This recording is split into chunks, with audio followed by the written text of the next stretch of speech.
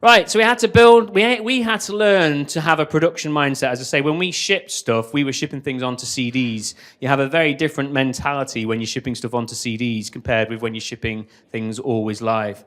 A lot of you have got real jobs, like, you're actually shipping to people all the time. You got banks around the corner who get very, very shouty. Traders are notoriously, angry people. We've got people working in hospitals with clinicians who are incredibly shouty people. You have to keep live services running all the time. We didn't. We weren't used to it, so we had to learn how to do that and build that muscle memory.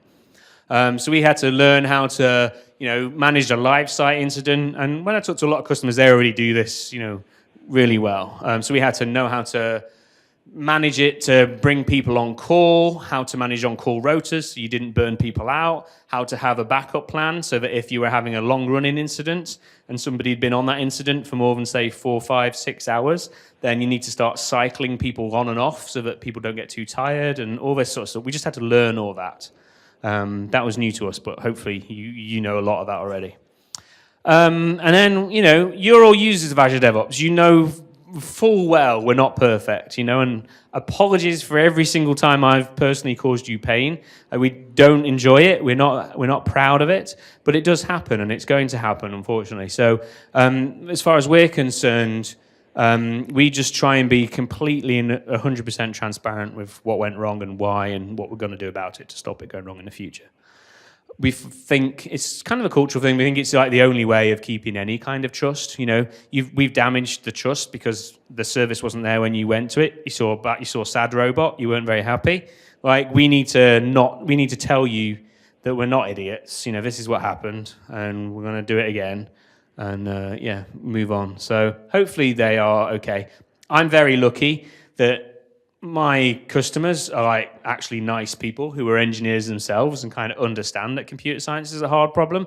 Again, this is how we work. I'm not saying that being completely transparent with all your end users is going to end well for you, but this is the only way that we can do it. So, and it's not entirely, I have to say, it's one of those things that's kind of sometimes causes friction with inside the organization when, we say, oh, such and such a thing was down. We had trouble because of XYZ service having some noisy neighbor problems or something like that. And then the person who runs XYZ service in Azure gets a bit angry that we're blaming them in public. And we're like, no, we're not blaming. We're just explaining what went wrong.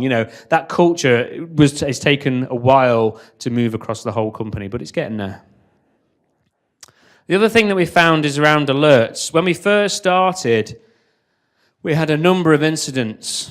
And then when we went back and did a retrospective, it turned out that our alerting was already telling us that we had a problem and we just didn't hear it because there was so much noise in the rest of the alerting that we were just kind of ignoring alerts, So we made a decision, and this was like a point in time thing.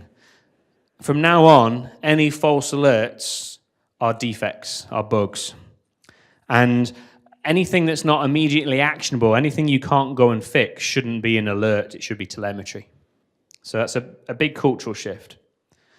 And then once we started to do that, we obviously turned the pendulum too far, and you go into a retrospective and you find, we never knew that this was having an issue. You know what I mean? The first we heard of it was when I saw a tweet come up.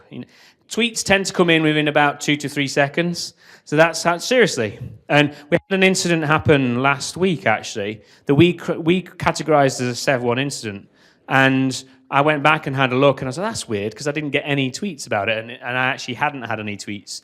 And it turns out we'd categorized it as Sev1 because we'd gone really slow for a sustained period of time. But people had just assumed it was kind of on their end and hit refresh, and so they didn't really notice. But when the site properly goes down, I hear about it pretty quickly. And we see it pretty quickly. So we want to try and find out what's happening before customers notice, and especially when customers notice before us, that's something we deeply investigate to understand why. So we found that happen a few times, and you have this pendulum that swings where you turn your alerting down too much, that's too much, then you've got to add some alerts, and then you add too many alerts, and you're sort of constantly tuning the alerts. But that's a game we're playing all the time. The next thing that we learned is around automation. So this was fairly painful. When I first started, as I say, when we were deploying, we used to, you know yourself, you deploy and you have all the automated builds and you have the scripts that you run and you have all that gubbins going on. But there's always something like, you know, you've got to like, oh, I've got to go and set up some DNS configuration, or I've got to go and do some one-time configuration that you only ever need to do once, you know. So you write it in a OneNote or a checklist basically of, yeah, we need to run this script, but I also need to do this and then do this. So we used to have these checklists for running in production, and checklists are great. Checklists are a great thing, but when you're trying to do things a lot, you need to sometimes step up from checklists and go into automation. So we had a problem. Here's a particular bit of PowerShell. And then you're all Azure people. What's wrong with this PowerShell? Somebody? Sorry?